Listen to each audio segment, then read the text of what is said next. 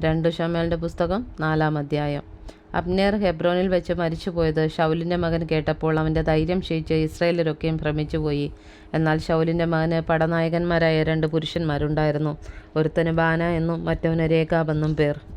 അവർ ബെന്യാമീന്യരിൽ ബെരോത്യനായ രിമ്മോന്റെ പുത്രന്മാരായിരുന്നു. ബെരോത്ത് ബെന്യാമീനിൽ ഉൾപ്പെട്ടതായി വിചാരിച്ചു വരുന്നു. ബെരോത്യർ ഗിത്ഥയീമിലേക്ക് ഓടിപ്പോയി ഇന്നുവരെയും അവിടെ പരദേശികളായി പാർക്കുന്നു.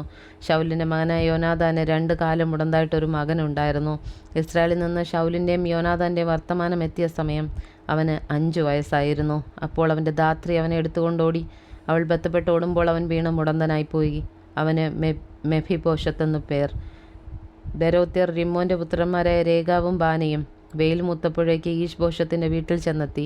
അവൻ ഉച്ചസമയത്ത് ആശ്വസിച്ച് കിടക്കുകയായിരുന്നു. അവർ ഗോതമ്പെടുപ്പാൻ വരുന്ന ഭാവത്തിൽ വീട്ടിന്റെ നടുവിൽ കടന്ന് അവനെ വയറ്റത്ത് കുത്തി.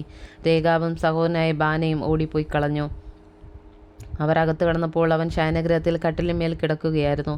ഇങ്ങനെ അവർ അവനെ കുത്തിക്കൊന്നു തല വെട്ടിക്കളഞ്ഞ് തലയും എടുത്ത് രാത്രി മുഴുവൻ അരാബയിൽ കൂടി നടന്നു. ഹെബ്രോനിൽ ദാവീദിന്റെ അടുക്കൽ ഈശ്ബോശെത്തിന്റെ തല കൊണ്ടുവന്ന് രാജാവിനോട്, നിനക്ക് പ്രാണഹാനി വരുത്തുവാൻ നോക്കിയ നിന്റെ ശത്രുവായ ശൗലിന്റെ മകൻ ഈശ്ബോശെത്തിന്റെ തല ഇതാ. ഇന്ന് യജമാനനായ രാജാവിനു വേണ്ടി ശൗലിനോടും അവന്റെ സന്തതിയോടും യഹോവ പ്രതികാരം ചെയ്തിരിക്കുന്നു എന്ന് പറഞ്ഞു. എന്നാൽ ദാവീദ് ബെരോത്തിനായ രിമ്മോന്റെ പുത്രന്മാരായ രേഖാവിനോടും അവന്റെ സഹോദരൻ ബാനയോട് ഉത്തരം പറഞ്ഞത്, എൻ്റെ പ്രാണനെ സകല ആപത്തിൽ നിന്നും വീണ്ടെടുത്ത യഹോവയാണ്.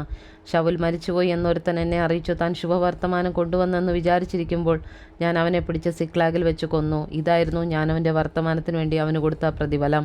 എന്നാൽ ദുഷ്ടന്മാർ ഒരു നീതിമാനെ അവൻ്റെ വീട്ടിൽ മെത്തയിൽ വെച്ച് കൊല ചെയ്താൽ എത്രയധികം. ഞാൻ അവൻ്റെ രക്തം നിങ്ങളോട് ചോദിച്ച് നിങ്ങളെ ഭൂമിയിൽ നിന്ന് ഛേദിച്ച് കളയാതിരിക്കുമോ?